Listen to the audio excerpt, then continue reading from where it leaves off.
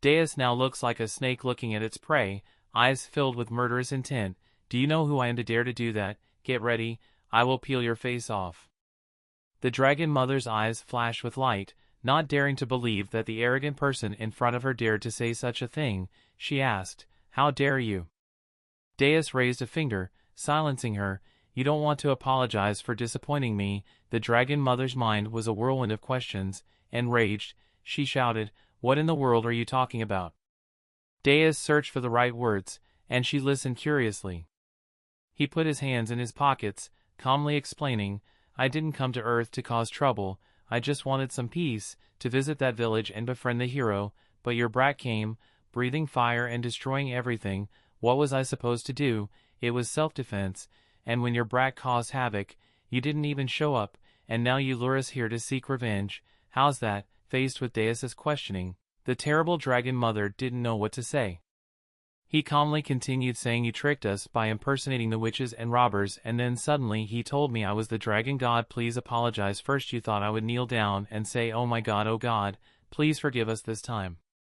Do you think that because you are a dragon god, you can do whatever you like? All dragons are like that." Why is the dragon mother sweating when she is told to her face that she is such an irresponsible parent?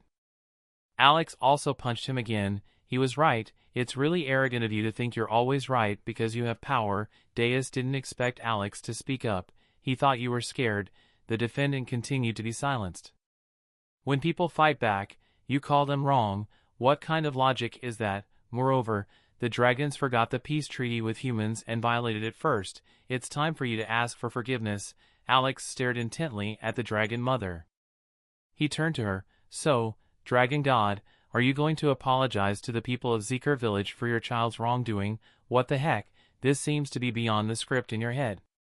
Speaking like a father pointing at his junior Seek, "Look, you're really a bad child because her mother reluctantly resists that I'm not their mother." Alex questioned her. "This is avoiding responsibility.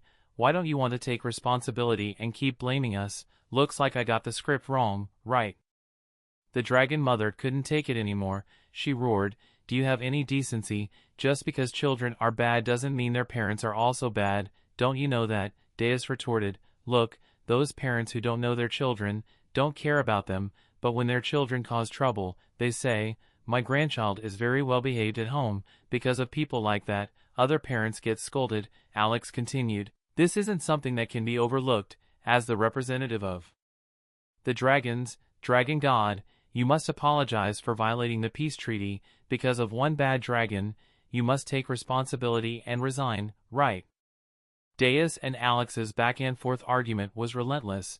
The verbal assault was brutal, leaving the dragon mother completely deflated. She seemed completely cowed by their powerful reasoning. Scratching her head, she stammered, "It's not that bad, right? I have a feeling I did something wrong." "So that's right, you did something wrong, so let us get out of here, okay?" The two of you turned around and left. Mother Dragon panicked and stopped you. "Wait a minute." She shyly scratched her head. "You've come all this way, could you hear one request from me?" Deus looked at her. "Apologize first." Hearing this, the dragon mother froze, unable to respond. Deus immediately turned to leave. "If you don't want to, fine, an apology won't hurt you." She immediately called out, Wait. Deus's eyes gleamed. It seemed he had succeeded. Hesitantly, she said, "I apologize." The three words, short yet powerful, echoed through the vast space. Deus suddenly raised his hand and stroked her head, leaving her confused.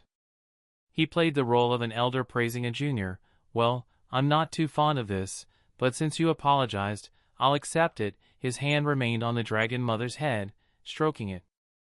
The dragon mother's face twitched, sweat pouring down. I'll let it go because I'm a generous person." Deus laughed. Deus resumed his usual expression. "So, what do you want, dragon god?" She frowned. "Simply put, dragon hunting." Deus puckered his lips. "So that's it." He looked at her with a contemptuous, questioning expression. "The true golden dragon, the dragon god, the law, the mother is asking the demon king to hunt her own kind, is that it?" The dragon mother weakly replied, "Yes." Hearing this, Deus burst into laughter. "You think I'm stupid? This is clearly a trap. You want me to believe this nonsense? Have you lost your mind, you stupid dragon? Deus laughed and cried, then tapped the dragon's head to make her understand. The dragon mother covered her head. No, no, that's not it. Just as Deus was about to eat her, Alex spoke up. It was because of the purple parasites. Deus stopped biting her cheek and asked. Alex remembered when he was fighting that dragon, a pile of purple slime with thousands of eyes surrounding the dragon's body. It was clinging to the dragon's bodies, something like a parasite. Maybe it was something made those dragons mad. The dragon mother broke free from Deus's clutches. Yes, something is wrong. The hardliners refused peace and signed a contract with humans. Deus frowned and asked. The dragon mother said that's right. The dragon from yesterday was also a dragon. In the victims of the hardliners she glanced, looked at Deus and continued. The hardliners are a group who have suffered losses, wives and children, at the hands of humans, the mother dragon explained. She turned, walking slowly. It's unavoidable, she said, as the two watched, waiting for her to finish. The mother dragon looked into the distance, remembering, though her anger obscured the details. Purple parasitic stones with bloodshot eyes, she continued, they attack villages, infecting peaceful children with a strange, powerful magic we'd never seen before. They infect dragons, driving them to destroy villages, igniting another war between humans and dragons. She turned to the two, serious, you must capture them, so innocent children will no longer suffer as tools of war. At that moment, the mother dragon appeared strangely warm and gentle. Deus smirked. I understand. He looked at her with sharp eyes, put his hands leisurely in his pockets and called it hunting, but the problem is that the hardliners are manipulating the peace-loving dragons, causing them to go crazy and risk their lives to attack humans, and you want me to capture them before they're killed by humans. Deus looked at her slowly, summarizing her intentions. The mother dragon nodded. So, what do you intend to give me in return? At this question, the mother dragon fell into confusion.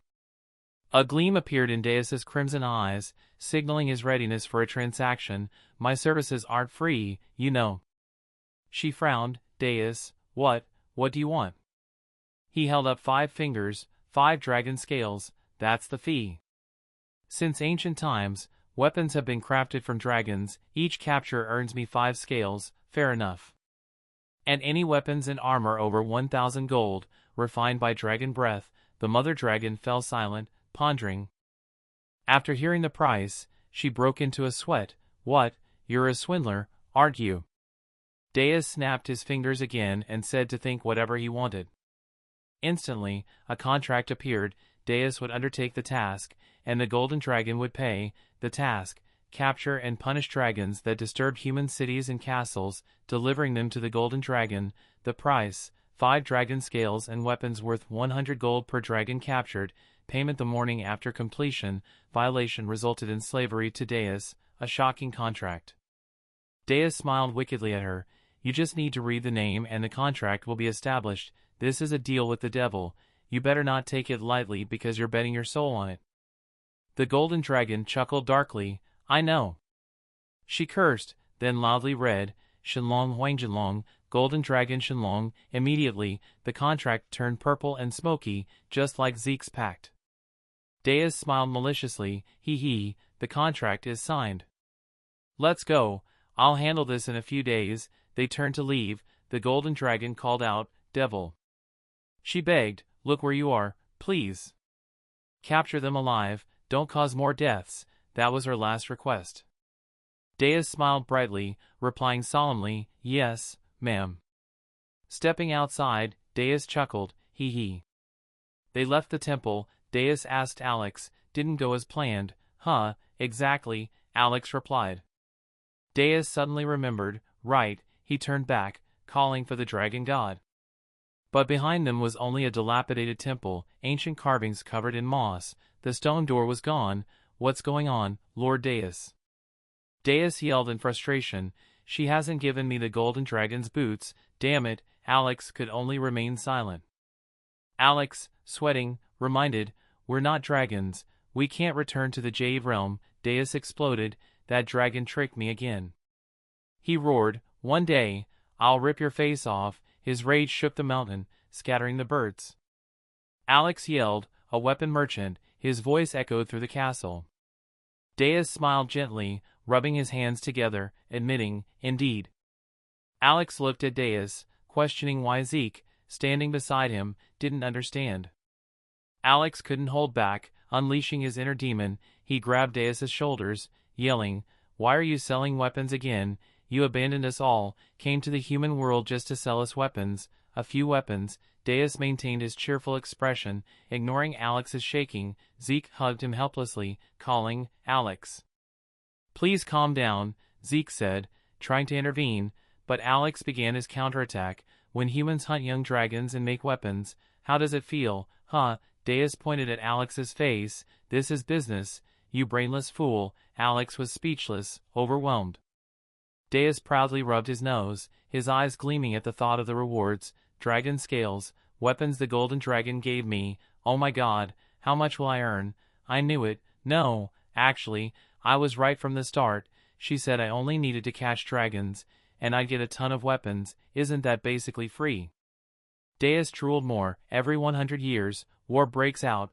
Weapon trading is the most profitable. It never fails, right?" Alex cried, trying to reason with Deus. "No, without demons, there's no war, you simpleton." Zeke scratched his head, thinking, catching dragons is free.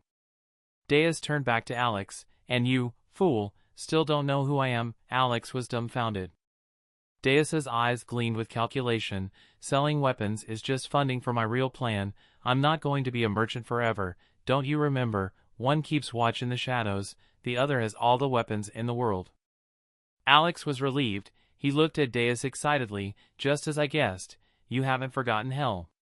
Deus immediately ordered, "Then take the useless guy and find a useful shop for us. Let's go." Alex, carrying Zeke, flew away happily. "Yes, sir." Alex and Zeke jumped down, disappearing from the castle. Deus watched them, revealing his true thoughts. "Why do I have to keep selling?" Deus tapped his fingers together, smiling ambitiously. "The ultimate goal, building a house, of course. Imagine owning the best building in the fantasy world. I'm glad you're a fool, Alex." Deus happily swings his legs. Right now he was lying on a bed waiting for the other two to return. The sun was at its zenith, blazing intensely. Deus lay calmly on the bed, looking up at the sky and giving a slight smile. He recalled a few things from when he first met Zeke. It was a shy hotel waiter who, upon first meeting Zeke, nervously scratched his head and mumbled an apology. "I'm only a low rank, a good-for-nothing." Then came the image of their fight with the dragon, all playing like slow motion in his memory. He also remembered another person, the golden dragon, pleading with him to capture the dragon alive to prevent further bloodshed. Deus quietly smiled with his eyes half closed. The bright sunlight shone on the top of the dilapidated building, its roof destroyed. Deus sighed. "Now I have a stable income and save that foolish hero. That's it, I can just sit still and become rich."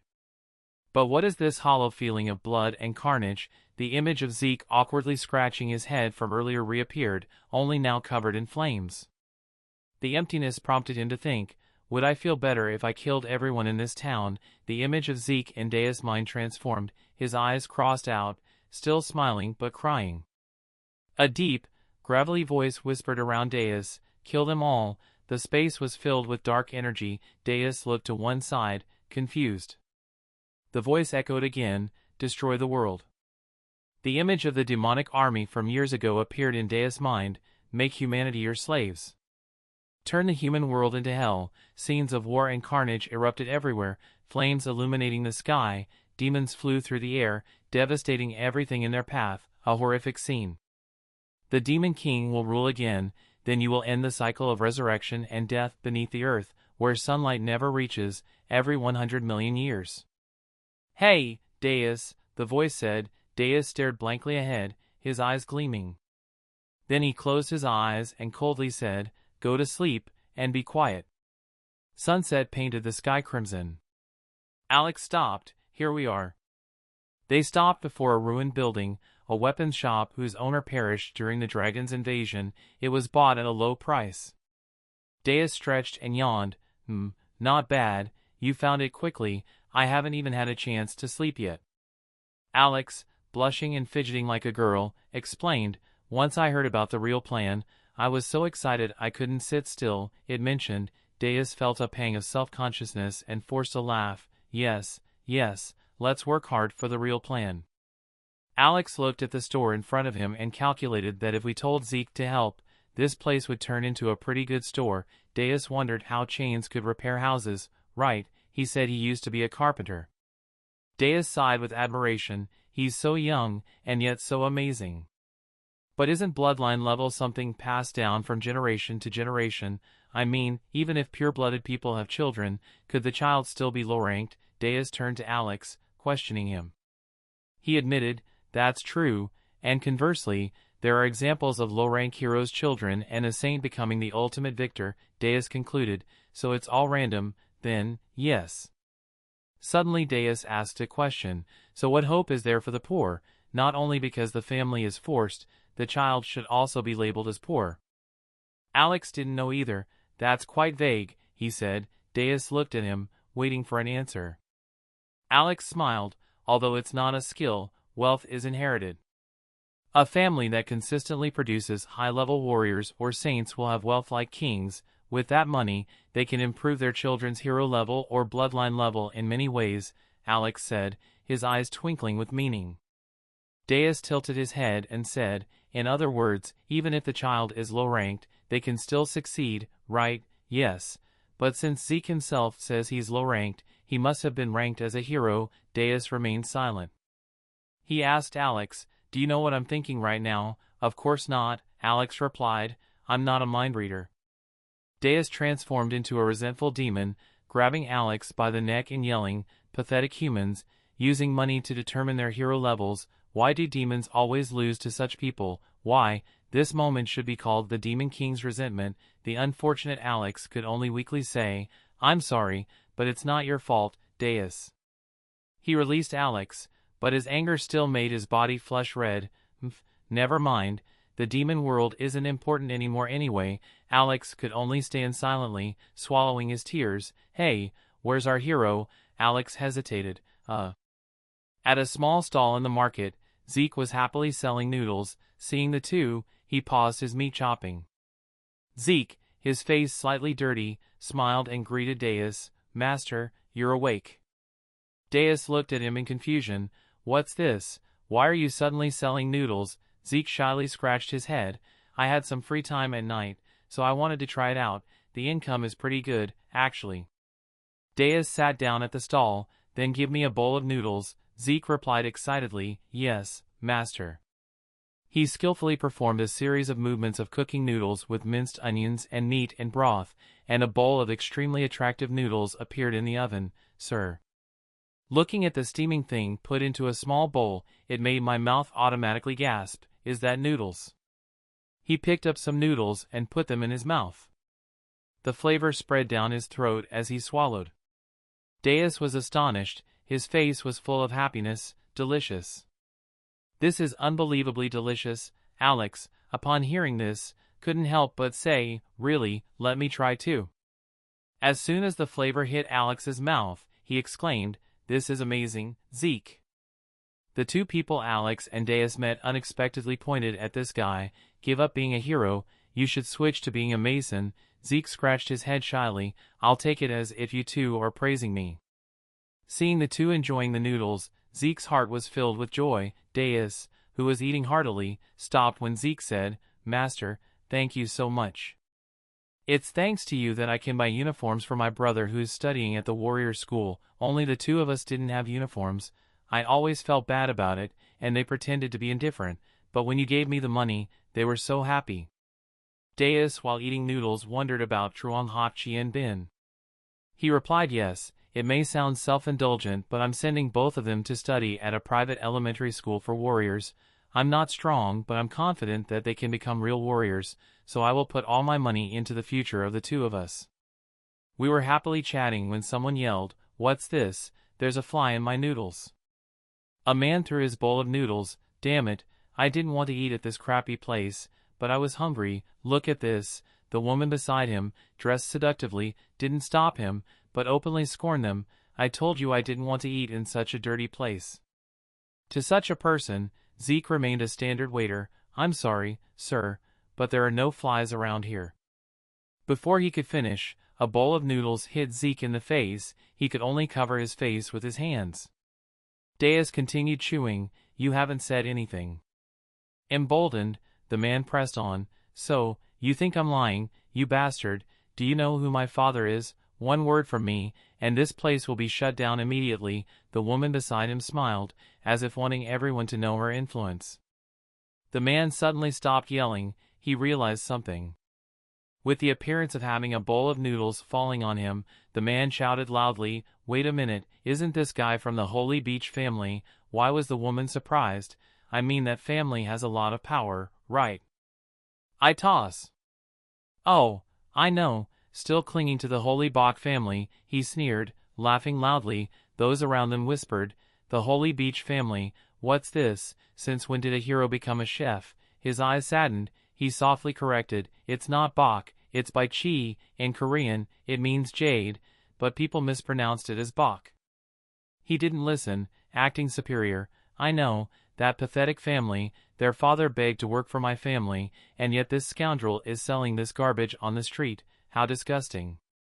The insult to Zeke wasn't enough. He attacked his family, like father, like son, a hero, a noodle-selling hero. This left Zeke speechless.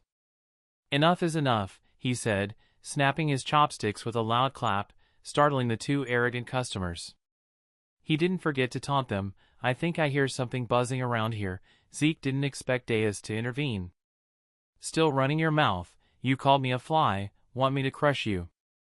Challenging anyone is wrong, but challenging Deus is even worse. He raised his hand. He still didn't understand what was happening. Deus clenched his fist. Let's kill a few flies, then. The man exploded into dust, leaving Zeke dumbfounded and Alex indifferent. The woman beside him screamed in terror.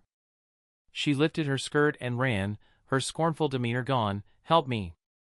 Deus had no intention of letting her go. He raised his hand, and a black circle appeared in his palm, trying to escape. She was slowly sucked into the black hole in his hand. Zeke's jaw dropped. Finally, only a few strands of hair remained. Deus closed his fist. Deus's face was filled with displeasure. Those who disrespect heroes who risk their lives fighting for them don't deserve to live in this world. Alex simply watched and said nothing. Ignoring the shocked onlookers, Deus returned to his noodles. Let's eat. This brought Zeke back to reality. Yes, sir. Before he could eat, a piece of paper slowly floated down to Deus. It read, The dragon has appeared at Lia Castle. You must depart immediately. Deus slammed his hand on the table. Smiling, he looked into the distance. Hey, useless one, close the restaurant. The first mission, a super important one, has arrived. Let's go make some money. Zeke, still dazed, obeyed. Yes, sir. The bright moonlight shined in the sky and the sound of horses. The sound of a car clattering in the air. In the carriage were Deus, Zeke, and Alex, speeding along. With his keen eyes, Alex noticed Zeke's trembling hands. He was looking at Deus, seemingly wanting to say something, his body shaking. Alex realized this and asked, Are you worried? Zeke scratched his head and admitted, Yes, I guess so.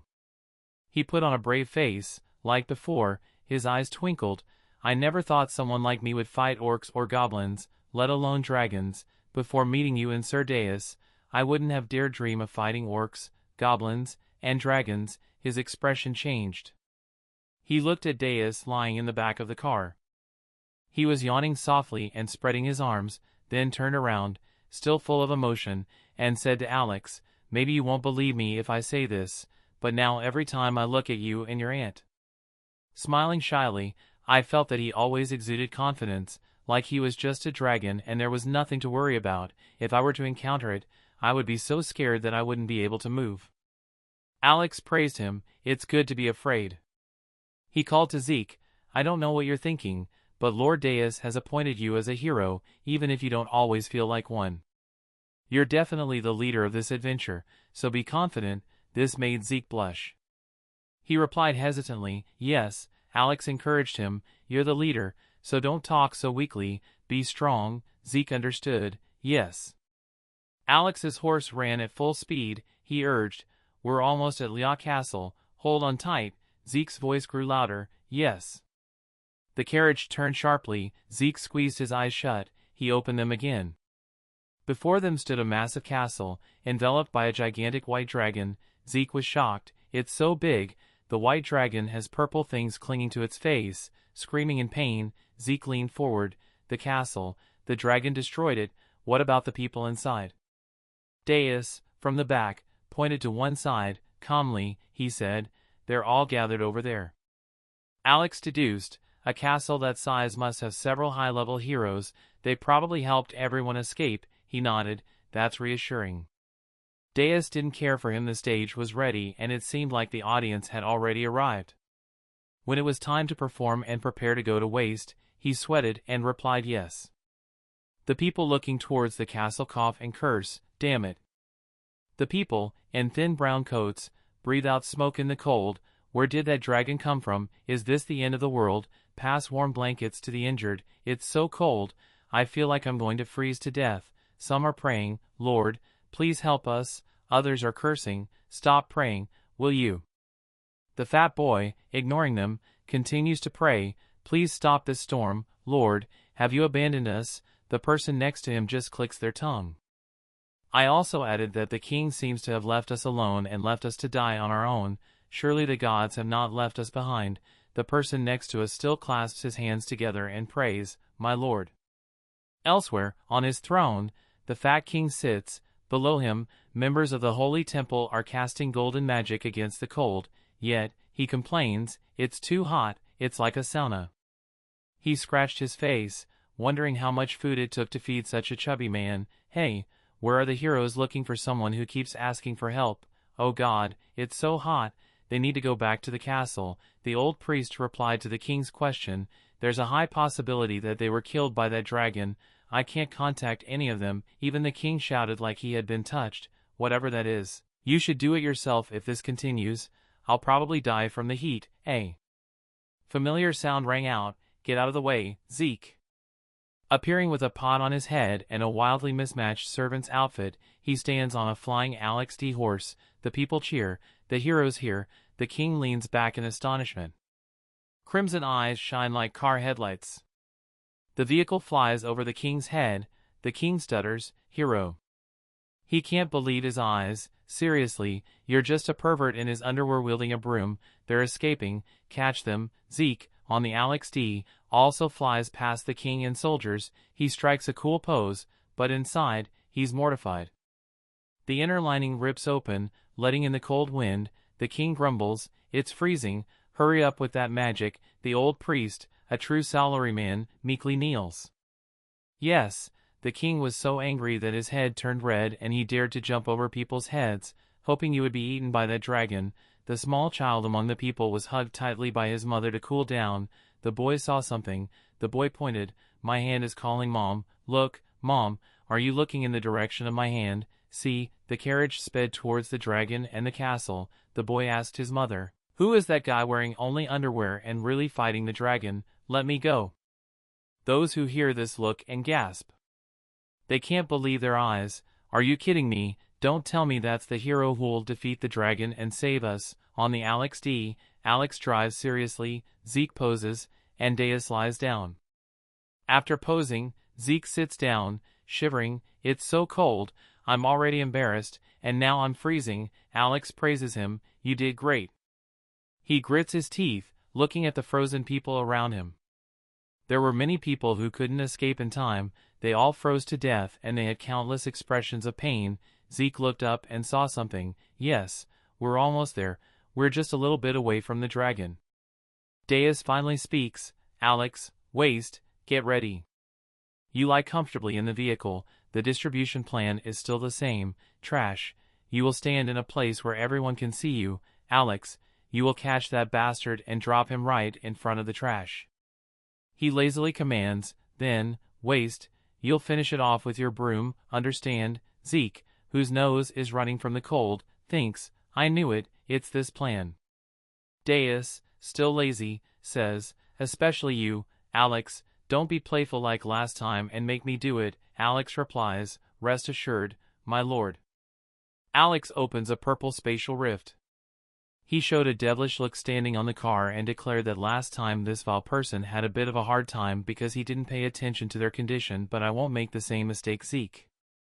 I was so scared that I was about to go to bed when Deus called me back. Alex, don't kill it, capture it alive for me.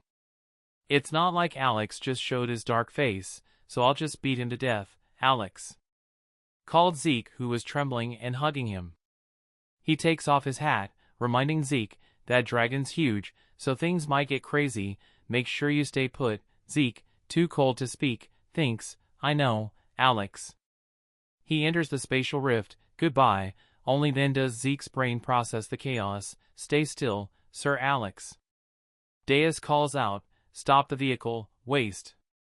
He lazily waves his hand, I'll take a nap here, deal with the dragon quickly. Zeke, like a hard-working employee enduring abuse for meager wages, obediently replies, yes, sir. Thinking it's over, Zeke calls out, but sir. The dragon roars in the distance. Zeke, frightened, hugs himself, hesitantly asking, sir, could you come with me? I think I'm about to pee myself. He laughs to alleviate the awkwardness. You know, I'd be terrified too facing it. Purple, I like things clinging to the dragon turned towards the sound. Alex appears from the sky in his demonic form, approaching the dragon and the purple things. Sensing the approaching danger, the slimy, purple things stiffen and charge at Alex. He easily dodges them, evading all of them, whether they aim for his face or anywhere else. They're hit by his purple energy. After a few friendly exchanges, the dragon releases its hold on the castle and falls down, a cloud of snow rising. Zeke witnesses the dragon's fall, his hands trembling amidst the cold wind and the sight of the dragon defeated by Alex. He shouts inwardly, amazing.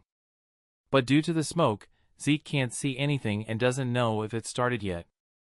He hurriedly turns, needing to find a spot where Alex can easily see him. Deus elegantly calls out, waste. At the same time, Zeke receives a wooden shield. Before he understands, Deus lies on the vehicle. Explain, don't you always carry this shield with you? Say something like a hero should at least have a shield. Why isn't this something that belonged to your father? Besides, Deus pointed his finger at the shield and a purple-black energy surrounded it. Zeke looked at Deus's magical shield without understanding anything. There was no need for him to open his mouth and ask. Deus already knew and replied that this was class of magical barrier protection. It can withstand dragon's breath. Zeke was moved to tears. He was about to voice his thoughts when, before he finished, he looked at Deus, who had now become a sleeping princess in the woods. He left the carriage, not forgetting to murmur, sleep well, my lord Deus. With the floor-sweeping broom and the enchanted shield, he confidently ran, needing to reach a suitable spot quickly so Lord Alex wouldn't have to wait any longer. He looked around for a visible spot, somewhere high and central, and found the perfect place. Satisfied, Zeke quickly headed towards the chosen spot. Just as he was about to arrive, his foot slipped, and he tumbled like a ball towards the spot. At that moment, the dragon slowly stood up, roaring in pain. Several irritating purple lumps were everywhere. Alex, without mercy, stomped on the purple masses. His hand moved like a star, slashing through the purple. His gaze was icy cold. One of the purple things suddenly changed its expression. It surprised Alex with a swift, unexpected blow. The dragon seemed to have chased away the thing on him. It flew straight into the sky, dust and snow swirling in the air. The scene was obscured. A hand appeared in the air, clamping shut the dragon's mouth mid-flight. Alex appeared, unharmed. Only his handsome face had been attacked. He flew straight towards the dragon. As he approached, he used magic. Numerous purple arms appeared behind him. A demonic glint was evident in his eyes. Alex hit the dragon squarely in the heart. It plummeted from the sky, creating a series of tremors. It groaned, whether from pain or resignation, was unclear. Alex, with one arm taking on a truly demonic form, approached it. You recover quickly, do you? Is it because of your size? The dragon screamed as if trying to answer. Alex swung his arm. It ends here. From afar, Zeke saw the dragon being utterly destroyed. He thought it was amazing. Zeke stood on the cliff, watching and feeling a little fear. Lord Alex was handling the dragon all by himself. His eyes widened in assessment. From behind came questions. Was that the low-ranked hunter? He looked behind him, at the villagers. Some were joyful. The hero saved us. What, is he winning? Some doubted. Pervert, why is he wearing that? Others were happy. We're saved, get out of the way, I can't see. Others cheered. Go, hero. Some rejoiced. The Lord has answered our prayers. All the villagers cheered. The hero, the king, upon hearing this, nervously bit his nails. That's the hero. Zeke was extremely surprised by the cheers. Everyone was cheering for him. The cheers grew louder. I can do it, he thought, but to Zeke, Alex in the distance was the real hero. Unlike him, trembling as he stood there, that was a true hero. I'm so envious. He stood there, dazed. I also want to be a hero like him, saving people and giving them hope, a true hero. As he was lost in thought, Zeke heard a cry for help. Please, save me. Zeke looked towards the sound. A person was about to be frozen. Only half their face visible, pleading, please save me, hero. Zeke was incredibly shocked. On the other side, the dragon's tail swung from left to right, forcing Alex to fly away to avoid it. The tail hit an ice floe. Zeke heard the sound and quickly turned his head towards the battle. Pieces of ice fell towards Alex, making him dodge. Alex wasn't amused, and clicked his tongue. The dragon's claws hit the ground forcefully. The dragon seemed to have gone mad, roaring and speaking in an unintelligible language, yet Alex understood. Are you able to regenerate indefinitely as long as the host doesn't die? Is it because of a parasite? Alex coldly assessed you as a dragon. It's a zombie. The dragon's foot touched the ground, and it changed direction. Its screams were full of pain, but Alex understood that they could multiply indefinitely unless removed from the host. That's right, the undead dragon is still alive. Standing tall behind his many shots, Alex felt a bit annoyed that if he couldn't kill it, there was only one way left.